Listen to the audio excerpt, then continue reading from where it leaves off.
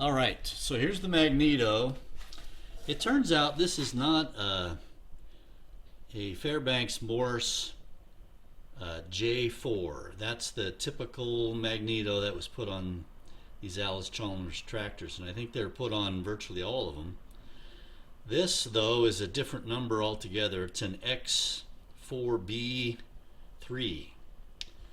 And so it has a different look to the inside of it than the J4. So it's a little harder to find parts for. I guess the thing I'm not going to be able to show you because my camera's not that great, but there's a tooth missing in this gear right here. And this gear is made out of some composite like circuit board material almost.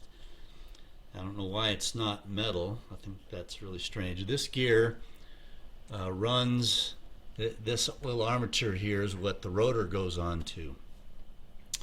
So when I took this all apart, I didn't realize this wasn't a J4, and I thought, well, I'll just find instructions about how to put it back together. Well, that was a lot harder because I messed with the gear mesh on both of these. And so I had to go back and recreate that, and there's really I couldn't find any markings on this gear, and I finally found one on this one. But in looking at some other markings I finally found this on the internet and noticed that, where the markings were in relation to this flat spot and in relation to this flat spot here. So I was able to determine where the markings should have been and put this thing back together correctly. And now the tractor runs. I was having backfiring problems, all sorts of issues because it was firing in the wrong spot. So that's been solved, except I think this tooth might have, broken tooth here might have something to do with it. The points are pretty pitted. I tried to clean those up as best I could, but I'm thinking that I'm going to replace the points and condenser now that I seem to have found this Magneto and its parts on the internet. The other issue I found is here's the rotor that goes on the end of this. There's a cap that goes on first and then the rotor, and you can see that the whole top end of the rotor is broken. I don't know if you can see that very well, it's kind of blurry, but this whole thing right across here is broken. Now it seems to work fine, but I'm thinking that one of those three things might be causing this Magneto to not throw a decent spark every so often, every couple turns maybe.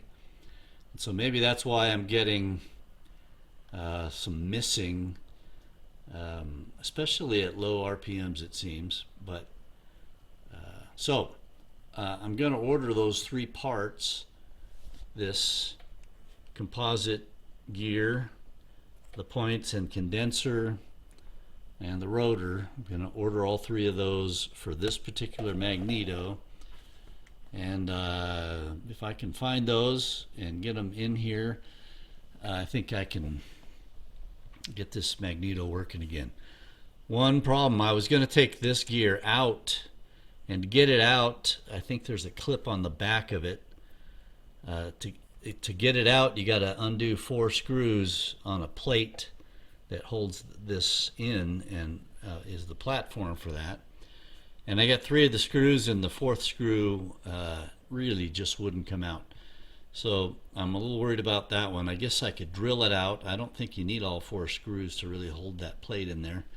Probably 3 would do. So I'll drill it out if I have to, but I really don't want to do that. So other than that little issue, I think I can get this mag working again. It seems to work. And when I visually inspect the sparks, I mean, there's a spark for every 90 degrees or so on the engine, turning the engine over. So, and I've got it timed exactly where it was before. So we'll just see how it goes. I even cleaned up the points as best I could and re-gapped them. So I mean it works, it's just that the engine misses, and it did that when I first got it. So I'm convinced now that the carburetor rebuild didn't solve that problem, and so maybe the Magneto repairs here will solve it. So that's where I am with this tractor. And I'll get back when I get some more parts for this Magneto. We'll do a video and see if we can figure out if that solves anything.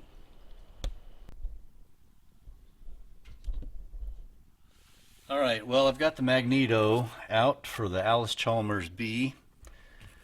Again, this Magneto is not the standard one that came on these tractors, but instead it's a model X4B3C, and it's Fairbanks Morris. So it looks a lot like the standard Magneto that you find on these Allis Chalmers tractors, but it's a different version, and therefore the inside of it's quite a bit different than what I was finding in the manual and in other places. And in particular, it has this gear kind of made out of fiberboard, certainly not metal. It's some sort of a composite, but it has a gear missing right there. And so I've found a new one that hopefully is just like it, looks just like it. Seems to have the same dimensions and so forth, so I'm hoping that fits just perfectly. So I've got a new one of those. Also, as I mentioned earlier, this rotor that came out of this is also broken all around here, and I'm not sure this affects the operation of the rotor, but it could contribute to some of the problems I'm having with this thing kind of missing, the engine sort of missing. So I've got a new rotor that we'll put in, and you can see it's just that the ridge around there is all busted. I don't know how that happened, but we'll get that replaced. And then I got a new set of points and a new condenser. The other thing that's in here is this little gear here, and it took me a while to figure out there's supposed to be a little dimple on this, and I finally found it. It's right up here. You can barely see it, right at that top gear. So it's directly perpendicular to the flat side here. So that gear has to go in between the C and the A. So it has to go right in between those two right there in order for this to work out the way it's supposed to. So I got a new one of those gears just to get one, because I was ordering some stuff. So it has a very clear little dimple right there that helps you see it. You can see it a lot better. So I've got a new one of those. Also replace the points and the condenser. So what I'm going to do now, I've taken all these things out. I was not able to get this screw out right here, and I tried pretty hard and messed up the slot pretty good. I was hoping to get this piece out so that I could then get this gear out, and I was able to go up under here and get the little keeper off of the bottom here, this little clip here. And so I was able to get that off and rescued it from getting stuck down in the magnet. And so I think the hardest thing to do here is going to be to put the new one on and get that keeper on without breaking it or bending it any more than it already is. And I also want to lubricate this. It has a bushing, a brass bushing here, and it seems to not be too wobbly. So I'll get some lubrication in there, and then we'll try to get that keeper on the bottom. That's going to be hard to do. Once we get that in, getting this other gear on is pretty straightforward. I've got a little clip for that, and then we'll get we'll do the points first probably and get those on there, and then we'll proceed with the rest of this. So let me get oriented here, and I'll be right back. Well, we've had our first little catastrophe. right here there was a little peg sticking up, just like one of these, sticking up right here. And what I found was the old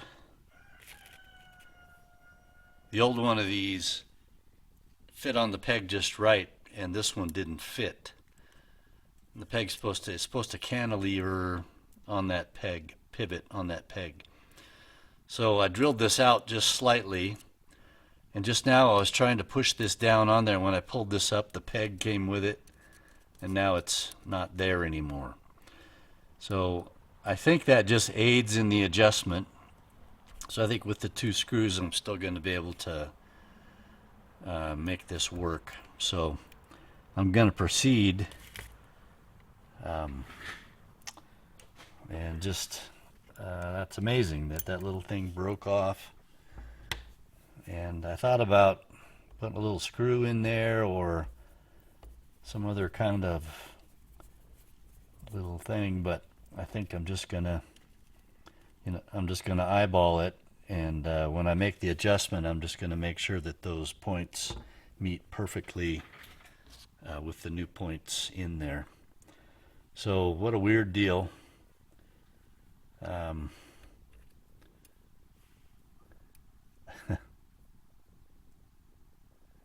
Yep, that's going to be a weird deal, but I think I can get it right just by eyeballing it. So we're gonna figure out how the rest of this goes together, and then I'll keep going.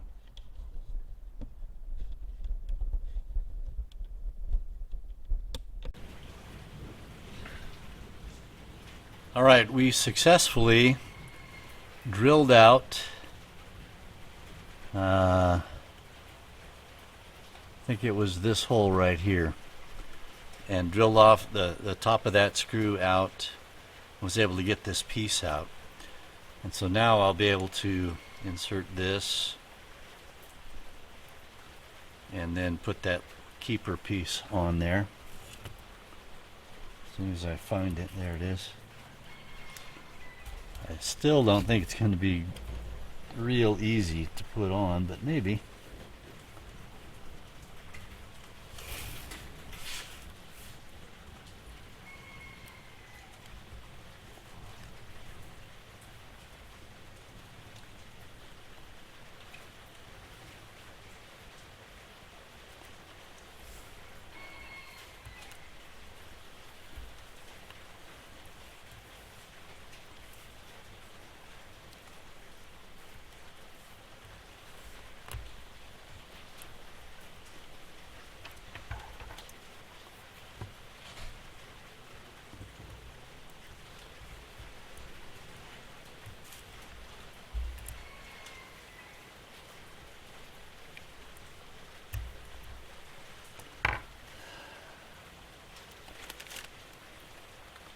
I do have a pair of pliers that are for this very thing.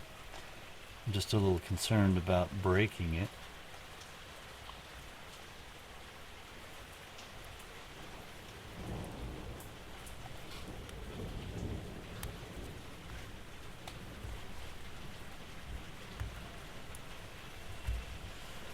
But those work perfectly.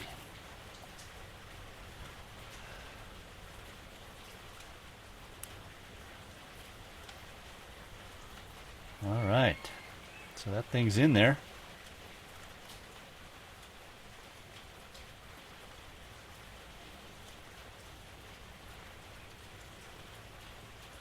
Feels pretty good.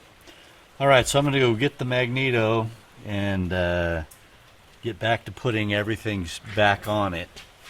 I'll get it all set up, and then we'll take the next step and put it all together. All right, we're back to the Magneto, and yesterday I had to take all of this off because I couldn't get all 4 of these screws out right here. So there's one right here, one over here, and then one underneath this condenser. And in order to get this gear out, there's a keeper on the back side, a clip, and I just couldn't get to it up under here, so I've tried several times to get all 4 screws out, and that one I could not get out, so I had to drill it out, and I hated doing that.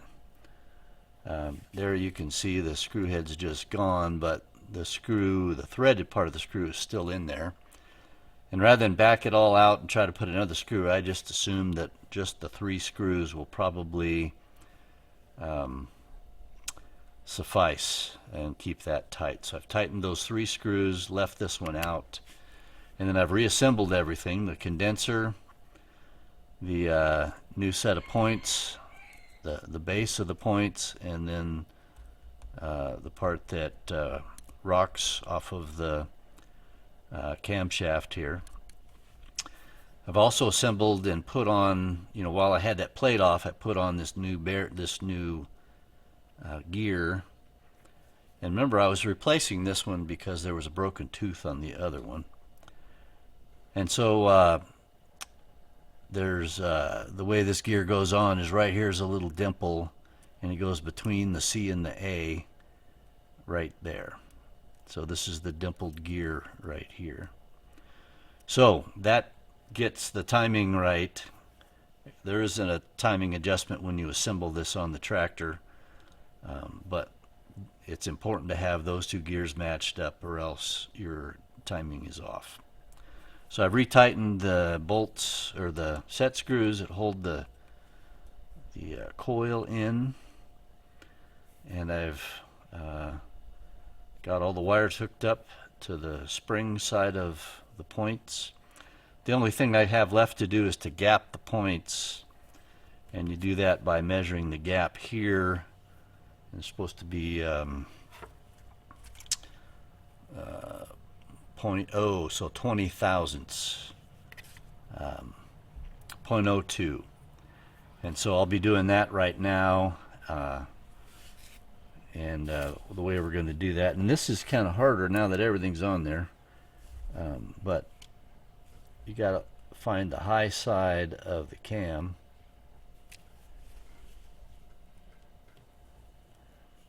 And that separates the points, and then make the adjustments. So the high side of the cam is right there, and the gap is not big enough, obviously. So I'm going to tinker with this and get the gap right, and then we'll continue on and close this thing up and get it on the tractor and see if we've improved anything. Alright, so we're pretty much done here with our Magneto, and what I've done is line up the dimple on this gear in between the C and the A on this gear, and I believe that when we're all finished here, that rotor will be pointing towards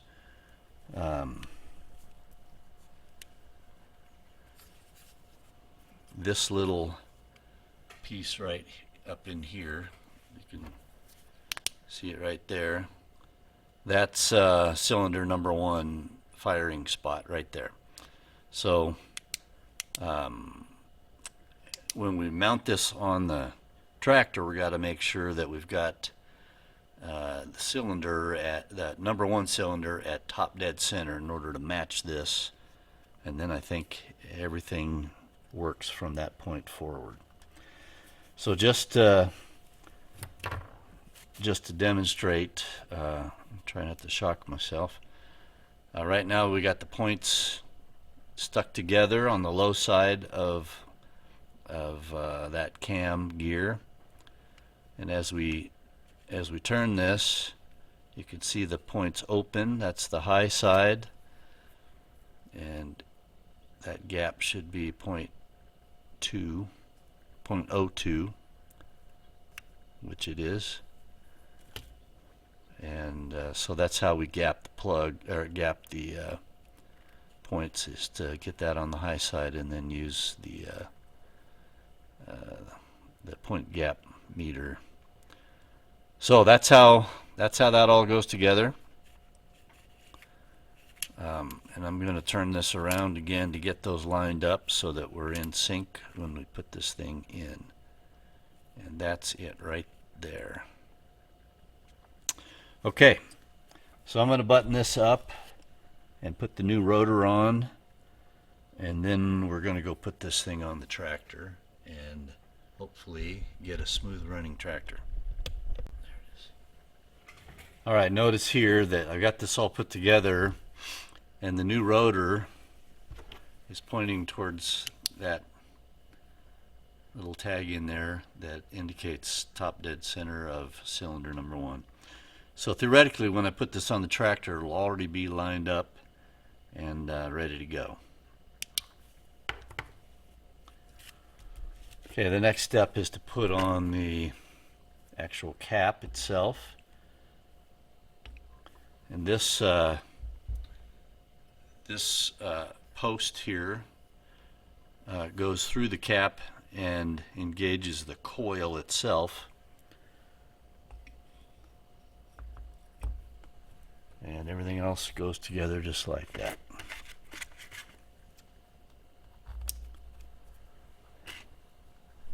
One thing I noticed, the Farmall Cub has a very similar magneto to this, but the Farmall style magneto has clips that hook this whole apparatus, the kind of the distributor portion of the magneto where the wires come out, has a clips instead of screws. So the difference here is, if you want to get to the rotor, you got to take apart a bunch of screws. So it's just a difference in design. Okay, so there it is. We're going to go try to hook this up to the tractor and see how it goes.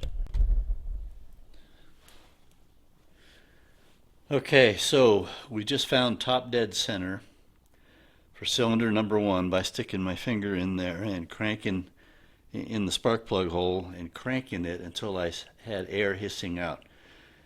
As soon as that happened, I went on the other side, and there's a hole on the other side of the bell housing, and there's a mark on the flywheel that says fire.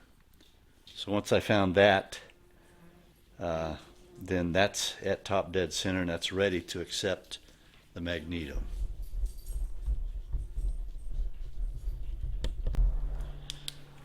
Okay, notice here that the gizmo that the magneto hooks up to has a groove in it, and the groove is slightly off of horizontal, and that's at number 1 cylinder, top dead center.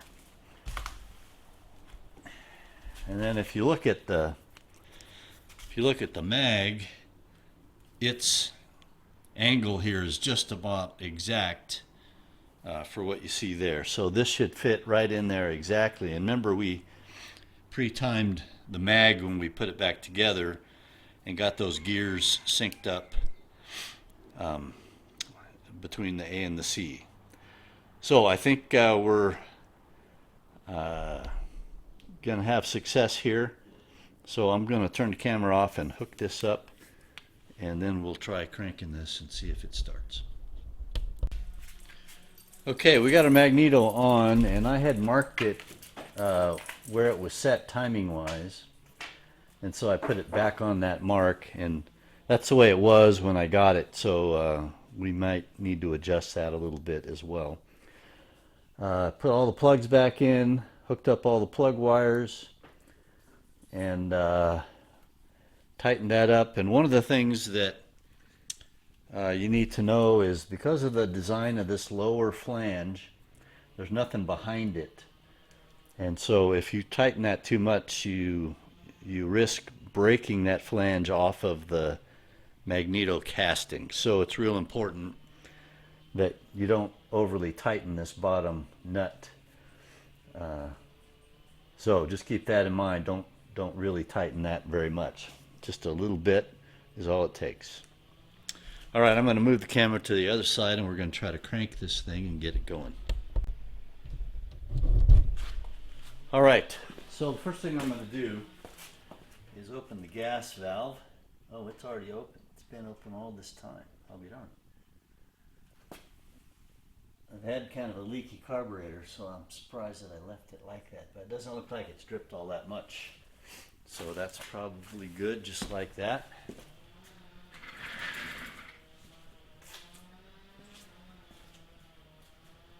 All right, so I think the next step here is just to crank the thing. So let me get myself a little room.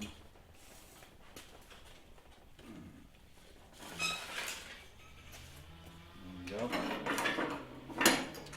So whenever you crank these tractors, you always want to make sure you're in neutral, and you check that every single time, because people, kids can mess with it and so forth, and just want to be sure. All right, so we're going to choke this.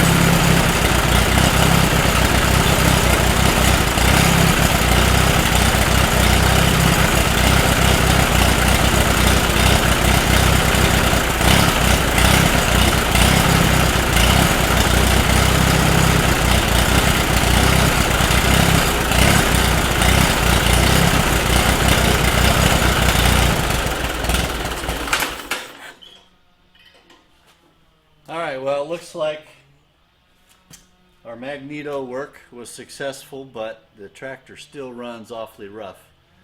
And so that brings me back to the carburetor. And I've had the dang carburetor off several times, and it just continues to run rough. So I've changed all the jets and cleaned it out. I guess I can clean it out again. So maybe that's what needs to happen next. So Magneto a success. Back to the carburetor to see why it runs rough.